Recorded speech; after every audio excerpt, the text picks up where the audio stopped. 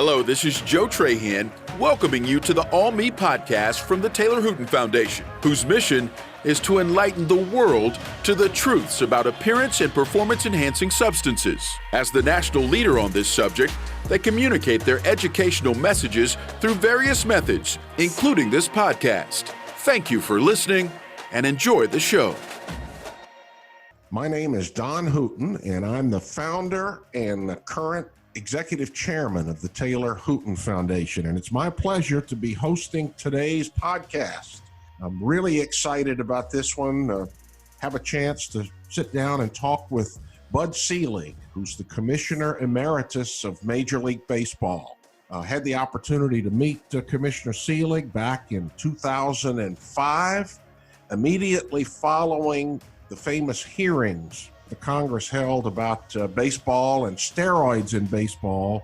For those of you that are listening that are old enough to remember those hearings, you'll remember them as the hearings where Mark McGuire and Rafael Palmeiro and Jose Canseco and several other high-profile baseball players were called and testified about what steroid use was really like in baseball. And that day, Commissioner Selig and some of the other senior executives of Major League Baseball were there to participate in the hearings, and I got to meet Commissioner Selig during that process. I'm going to have him tell you the story of how that happened during the interview. Baseball has been just an extraordinary supporter of the Taylor Hooton Foundation, both financially and with public support. They are now and have been one of our most significant financial contributors, and without their support, we just would not have been able to accomplish what's been done over these past few years.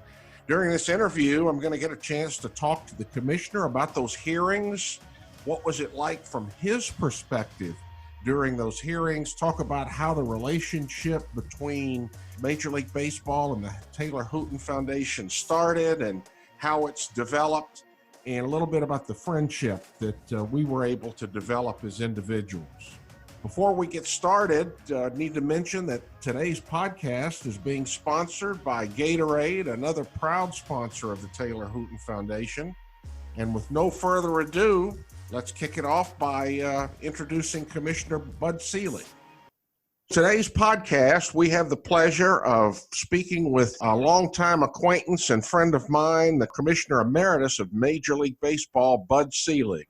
Mr. Selig, welcome to our podcast. Don, thank you. It's a pleasure to be with you as always. Well, thank you. I wanted to start, one of my favorite stories of our dealings was how we first met, not the hearings part of it, but the follow-up phone call. Would you mind kicking us off by? Well, no, I don't mind at all. And I have to include the hearing, which was one of the most difficult hearings that I've ever been to, although we sure got this cleaned up and proud of where we did with your help. But I went to the hearing in 2005. The union, of course, was fighting us, as you know. It was unpleasant. We got banged by the likes of Mike Pence and Bernie Sanders. But I got there early, and the first two witnesses were you and Garibaldi. My memory is correct. Both of your sons who had committed suicide on steroids, playing baseball, and it really affected me. The rest of the day was unpleasant. They got much more pleasant as the hearings went on that year until I wasn't back again for the last 10 years of my commissionership. But I said to myself, going back to Milwaukee, I got to call Don Hooton. We hadn't met, but that story was so revealing, so sensitive. So I called the next morning, got your number, called the next morning, and I guess you thought somebody was playing a joke. Because I said, Don, this is Bud Selig, and you said something about, yeah. So if my memory serves me correctly, I gave you my number and told you to call me back. And you did. And I'm glad I did. And we formed out of that most wonderful relationship. And I'm proud of what we've done. And remember this, Don, we're the only ones that have really done the work on steroids. Congress didn't, nobody else did. And I owe a lot of that to you, frankly. Baseball did great, but you did really well. Well, thank you very much. And we couldn't have done what we've done without you, as we'll talk about here in a minute. Before we jump into that, tell our listeners, if you will, how did you get into baseball? Well, it's a long story. I was a kid in Milwaukee, and the Braves came here when I was young, and they left shockingly in 1965. And that's when my career really began. There was a civic organization and community leaders, and it was remarkable. They all put their faith and trust in me, and that's how it started. But it was 5.5 years before we got a team, and I had an exhibition game. The White Sox and Twins had sold out, and I got Arthur Allen of the White Sox to come up and play 10 games here. But it was a lonely 5.5 years. We got turned down by the American League, turned down by the National League. It was really tough. Thought we had the White Sox spot. The last chance we had was the Seattle Pilots. The last chance. None of this ever would have happened. And mercifully, on the night of March 31st, 1970, we got a team. So I had been a fan all my life, more than a fan. I mean, the game, I loved the game and loved everything about it. And that's how it all started, Don. Well, it's quite a career. I really enjoyed reading your new book, For the Good of the Game. And of course, you went through all that history in your book, but you know, for any of our listeners, it's a great story and really takes the reader through all the changes that occurred in baseball since you got involved. Really a good story and very well done. Well, thank you very much. I love doing the book. I've had a long career, and I was able to really, the nicest compliment I've been paid by a lot of people, they said when they read the book, it was like talking to me. And I appreciate that. I think I made that comment to you. I think you were one of many that did. You bet. Yeah, it was very well done. With such a long history in baseball, I mean, from the early days right up to the present, how do you feel this whole performance enhancing drug thing found its way into baseball and some of the challenges that you had in, you know, discovering it, uncovering it, and then rooting it out? Well, it was tough. It was a really toughest part of my career. We knew by 98 or 99 that we really had a problem. Rob Manfred, who now the current commissioner, was handling it for me. The union fought us, and I don't say that to the union, as you know, Don, was really against it. Gene Orza and Don Fair said it publicly. I mean, there was no secret about it. And so there was no drug testing. Baseball couldn't get a drug test, even with the cocaine era of the 80s, where 29 people went to jail and were convicted in Pittsburgh, 4 went to jail. But the union, they weren't going to ever agree to that. The congressional hearings were a result of a lot of things, a lot of rumors about it. A lot of Jose Canseco didn't help much with a book that wasn't really accurate. But the hearings were really difficult early on. It was only later with John McCain when he began to really understand that it was the union fighting us. We happened to agree with them. So in 2002, in the last labor thing, we got something, I give Rob Manfred a lot of credit for it, where we started testing for PEDs if 5 to 7% of the players tested positive. Well, they did in 93. So there we were. We finally got a little start. And then over the next 10 years, we really improved things. So it's the strongest testing program, not only in all American sports, but it's the strongest testing program in America. That's true. WADA, the World Anti-Doping Association, which you're, of course, aware of, was very critical of us early on. They have been very complimentary. So I'm proud of that. I really am. When you think the sport had no drug testing program, and we've gotten to where we are, I can't tell you how good I feel. It was painful. So you asked the question. It was painful, but we got it done. Yes, you did. I was one of the early critics in the days leading up to that, but can provide personal testimony, to those that are associated with us as to right. how far baseball has come, and we're so glad to have been a part of that. What was, other than the Congress just being interested in the problem in general, what authority do they have or did they have over baseball? They really didn't have any great authority. And, you know, people who in the history say, well, they really helped. You know what? We did this. Really, they played no role. I had Senator George Mitchell, who's a friend of mine, come in 2006 and do a long analysis, which pleased the Congress. But in the end, we moved ahead on our own. As you well know, you were part of it then. And so it's a myth, but the fact of the matter is that from 05 on, I never saw them. John McCain, as I say, was really a great, and he had been very tough, but he knew that it was the union that really, really was fighting us. But where are we now? Come a long way since that hearing. Oh, yes, we have. And that kind of, right from the first conversation that we had the day after the hearings, I am so proud of the relationship that we've developed between the Taylor Hooton Foundation and Major League Baseball. And the sweet spot we zeroed in on was about education. And you bet. You should be proud of it. It's one of the things I talk about. I talked about it in my book, as you well know. And to think that we were a sport that had nothing. I remember in my Hall of Fame induction in 2017 talking about this because it's one of the things that I'm really proud of. Yes, you know, we are too. And for those that are listening to us that aren't aware of what we've done with baseball, besides, you know, being a substantial financial supporter of the organization, baseball has opened its doors, and every year we go into the baseball stadiums across the U.S. and talk in partnership with baseball and the professional baseball athletic trainers and the strength coaches and talk to kids about not only why they should stay away from performance-enhancing substances, but how to achieve their objectives the right way. And, you know, and we've gotten the support all the way down from the commissioner's office, all the way down to the guys that are working on the field.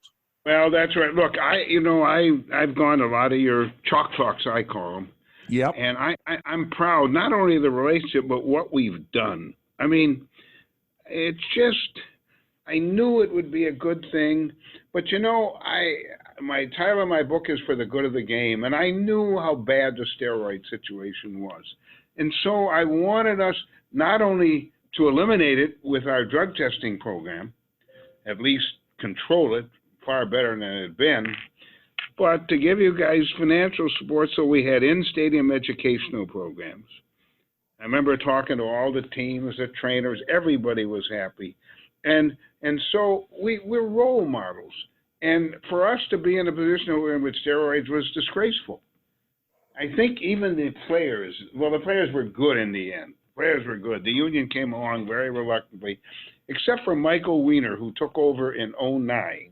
And Mike, while he was tough and determined and everything that the head of a union should be, he understood this problem.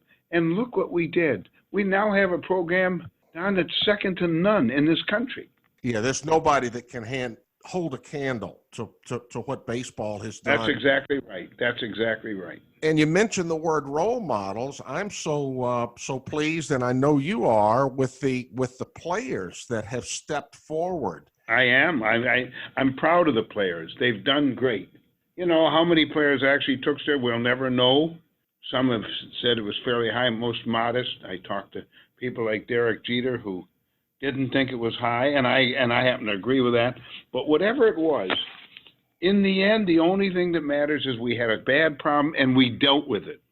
And we dealt with it to produce the toughest program in sports, as I said, and in America, as Wada says, and that's all that matters. And we did it, and to think how you've gone around and talked to kids and talked to players and talked to trainers and talked to, Don, that is so helpful. This is really a remarkable story.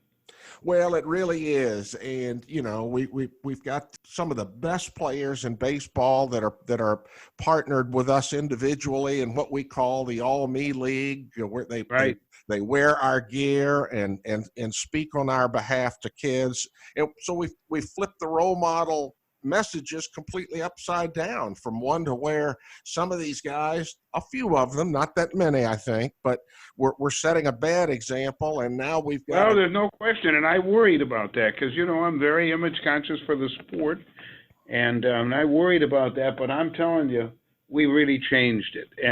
And now there's not even conversation anymore.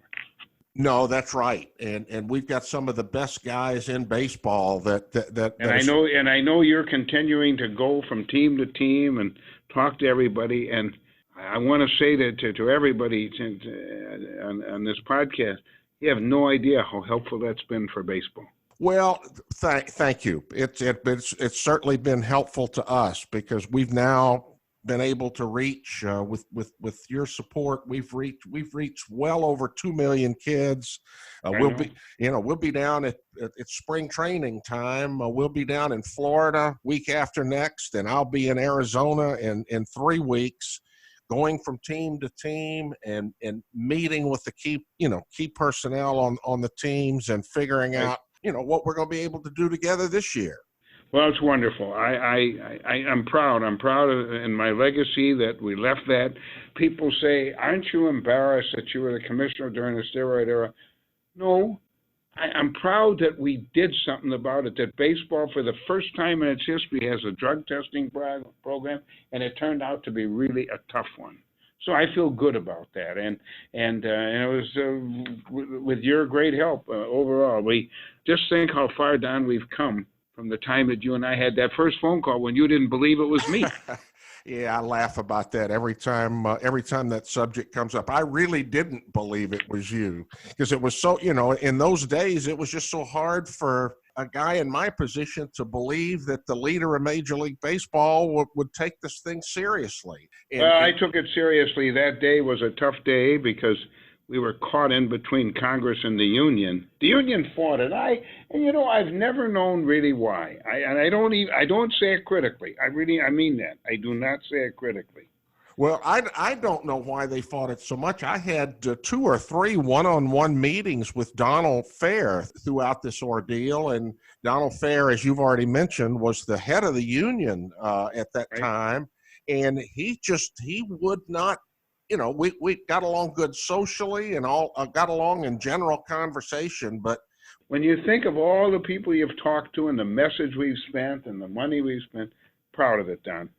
Well, you should be. And, I'm very proud of you. And as you said, I wouldn't, be embarrassed looking back about this. It was a problem that wasn't just in baseball. That's the only thing that, a lot of folks just believe that's one of our challenges in dealing with the public. We've got a lot of folks that think if your kid doesn't play baseball or, at a highly competitive level, their child's not at risk. And nothing could be further from the truth. It's not. Oh, that's right. And it was a problem I often said steroids weren't a baseball problem. They were an American societal problem. That's exactly. It was in football, basketball, was everywhere. Well, and today, it's evolved since the days where we first started working together, where the experts tell us that 80% of the kids that are using these drugs today aren't in sports at all. They're doing it. I was just going to say, and that's very true. There's no question. That's why our work is so important. Well, and why we've, that your commitment to dealing with this problem has been so important. We've just got to figure out, and that's our challenge as an organization, how to broaden our message to where we are reaching kids, and we're doing that in all walks of life. We are, and I'm proud of that. Tell us about your move, your retirement from baseball, and what it's like being a commissioner emeritus or retired. Well, baseball never had one, and I was very proud of that. And I still talk to a lot of clubs and talk to a lot of people, and I talk to Rob, but he's doing a really good job, and I spend time doing that. I'm a professor. When I was a kid in college, I thought I was going back to be a history professor, and my father was running a very successful family business, so he talked me into coming in for 1 year. Give it a chance. Well, the rest is history. And so my students asked me today, how did you go from wanting to be a history professor to having the career you had? And it's So it's kind of a long story, but I'm teaching at my alma mater, the University of Wisconsin, a history course, Baseball in American Society, 1945 to the present. I teach at Marquette, sports law and policy at Marquette University Law School. And I teach at Arizona State University on Fridays with the same course, really, Baseball in American Society, at their law school. And it's been a wonderful experience. By the way, Don, we devote a whole week, every different subject once a week, and all three, and then we talk about steroids. And you get mentioned a lot, as a matter of fact. So it really it's kept me very busy. I fly back and forth between Milwaukee and Phoenix. I prefer Phoenix, actually, in the winter. Especially now. Yeah, especially now. But it's been great, and I review my career, and I think in baseball, I was in baseball over 55 years. Wow. And so I met a lot of people, talked to a lot of people, did a lot of things. But, with all the subjects, whether it was the wild card or interleague play or revenue sharing or the change of economics, really, the thing I'm as proud of this whole steroids story, Don, as I am anything else. Because, look, we had a terrible problem. We had a union fighting us. They had been fighting the subject for 25 years before. And to think we got to where we are, and people talk about the steroid era, but I'll tell you a little story about that. One day, Derek Jeter knocked on my door in the office and wanted to see me. He had been doing some public service stuff. He was great. He was as great as he was on the field. He was better off the field. And he said to me, "Why do they call this the steroid era?" I never took it. Jorge never took it. Mariano never took it. Bernie never. And he named the whole raft place. I said, well, but there are some of your guys that did. But he was right. There were a lot of Frank Thomas. I mean, there were a lot of guys. Ken Griffey Jr. And it's true. They didn't. But there were some that got off the track. And I think slowly but surely I met with a lot of players. And I'm proud of where we are. I really am. I got to emphasize that again because it was tough in 01, 02. I banned them in the minors in 2000 for the 01 season. People say we were slow to react. Don, we weren't slow to react. But, it is a subject of collective bargaining. I say that to my students. Some people never quite understood that. They thought that I could do it in the minor leagues, but I couldn't do it in the big leagues. So I'm satisfied. I really am. I'm glad that I know baseball always has some set of problems. That's true in everything in life. But the steroid thing now is history, and you helped me make it that way. Yeah, we did it together. You obviously had a lot more muscle and direct impact on it, but we were certainly proud to be a part of that, Commissioner. Well, you were, and it was a great relationship. And, it just proves what you can do when you set your mind to do something. So I feel really good about it. Well, I'm glad you do, and you deserve to be. Do you still get to? Are you still interested enough? Do you still watch baseball? I've been a fan all my life since I was a kid. And starting March 26th, I'm going to throw the first ball out here in Milwaukee that day and play the Cubs. But I'll watch 15 games a day. What? Am I still a fan? Oh, my goodness. I'm as big a fan as ever. In fact, I talk to everybody, including Rob a lot, and they know it. And sometimes I'll talk to clubs, and they'll say, my God, you know more about my team than I do. So the answer to your question is, you bet I do. I still do. I mean, other than Milwaukee, do you have a favorite team? No, there's a lot of teams I like. In fact, I don't really dislike any of them, but there are a lot of players I like. But no, I can't say that. I brought the Brewers to Milwaukee, as I said. And so obviously I was very careful all of my commissioner years to stay away from that, and I did. Sometimes my daughter was running team, thought I went to extremes to stay away. But, now, as everybody said when it was over, you can go back to rooting for the Brewers. I have. But I watch every club. And I do have a lot of favorite clubs and a lot of favorite players. How do you manage to get in 15 games a day? Well, most of them are at night, and I get my home at night, and I just flip my satellite thing from game to game. I love doing it. Wow. And we have a great wave of young players today, and I'm proud. I'm proud of that, and I'm proud of the game. I think we're going to have a big year, and I think our attendance will really improve this year too. So. I think we're very much on the right track. By the way, I wanted to mention congratulations on being elected to the Hall of Fame. What was that like? Well, it's an interesting. I had been to everything, as you well know, and I didn't think anything could really impact me. But everybody kept saying to me, "Oh, you're going to be a first ballot Hall of Famer. You're a first ballot Hall of Famer," and I thought so, but you don't know. So early December of 16, I was told I was going to get a call from Jane Forbes Clark. Now, I had handled the Hall of Fame as the commissioner for years, so I knew the procedure well. At 4:45 in the afternoon, my family was all there, and everybody was excited, and I was nervous. It was then 4:46 or 4:47, and I said to my wife, "Well, I guess I didn't make it." And she looked at me kind of strange, and all of a sudden the phone rang. And it was Jane Forbes Clark who said, "Congratulations, Commissioner. You've been elected to the Hall of Fame with a big vote." Wow. Well, it was a great thrill. And then I went, of course, and went there in April and then came back and went there. July 30th, my birthday. Believe it or not, it was on my birthday. And I can't tell you what a thrill it was. I got up that morning and I said to myself, it's hard to believe when I was a kid growing up in Milwaukee or in the early years of my career, who would have ever dreamed of this? You couldn't have dreamed of it. And yet it happened, and I was very proud and very happy that day. I mentioned this, too, by the way, in my speech, as you well know. I know I changed the game, I think, more than anybody. I had more activity in those 22 and a half years than ever before. The economic changes were the things that really are most meaningful, but then there was steroids and the wild card and on and on and on.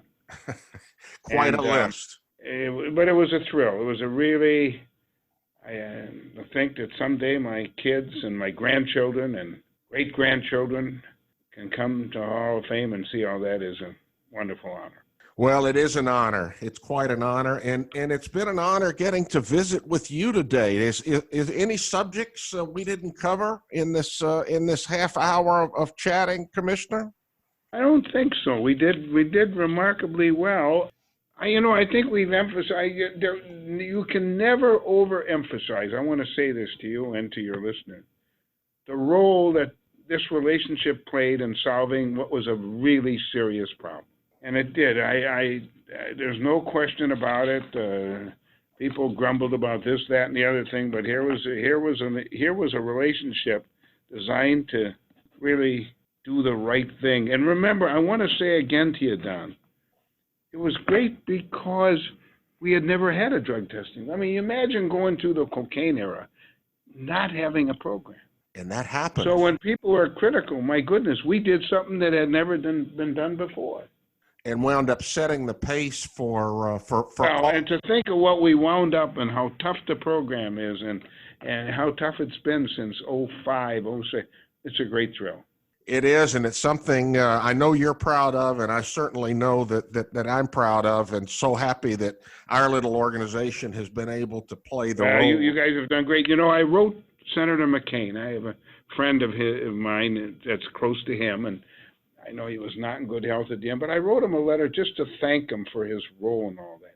And he was so grateful and so happy they did. And he was. Once he knew that it was the union fighting this, and I finally had to tell him one day, Senator, I went to the Hall of Fame. I'll tell you a quick story. And obviously the commissioner has dinner with him, and that was in 05. And the Hall of Famers were really upset about this. So I brought 6 of them. He called me and I asked if I could bring 6. He was thrilled. He wanted to know who they were. And I started with Henry Aaron. He didn't want to hear any other names. If you're bringing Henry Aaron, that's great for me. And as you know, Don, Henry and I have been friends for 61, 62 years now. We'll have to do another podcast to talk about that one. Oh yeah, well, that's a great story. And the players were great. And that was at that hearing where McCain said to me, to Don, don't you understand what you're doing? He finally understood. And I know, as I said before, some of the critics, well, you were slow to react. And no, we weren't slow to react at all. And so it was, as I said, the minors are good. So our minor league program have now been tested for 20 years. But now, of course, we've gone through that. And as I've said to you many times on this podcast, but I'll say it to you again, you were a great help in helping me get to where we got to. And where we got to was having the toughest testing program in America. I can't, I've already said it too, how proud I am of the role that we played in supporting you on that one. And I know that my son Taylor is looking down from upstairs, and just hopefully he's as proud of the work we did together as both of us are. Well, I certainly hope he is. And it was his tragedy that led to all this. And sorry that happened, but at least, sometimes no good comes from these things. Well, a lot of good. They've saved a lot of lives and educated people, and we both should be very proud. We've had an impact. Well, Commissioner, thank you so much for taking your valuable time on this podcast today. And maybe in the coming months or coming couple of years, we can find an opportunity to do this again. I'll be happy to do it. I enjoy this. I meant what I said to you. I'm proud of a lot of things, but I'm proud of what we've done on steroids to help and educate people, which you have done, and get a tough testing program. So together, we got a lot done, Don. It's been great talking to you, and as it always is. And thanks again for joining us today. And hopefully, we'll get a chance to do this again. Thanks for joining. I hope so. And you take good care, and I look forward to seeing you soon. Well, that's it for today's show. Thanks for listening to the All Me podcast from the Taylor Hooton Foundation, a nonprofit organization leading a national campaign to enlighten people to the truths about appearance and performance-enhancing substances and inspiring people to live and compete without the use of these substances. Please be sure to subscribe to our podcast and tune in to our next episode.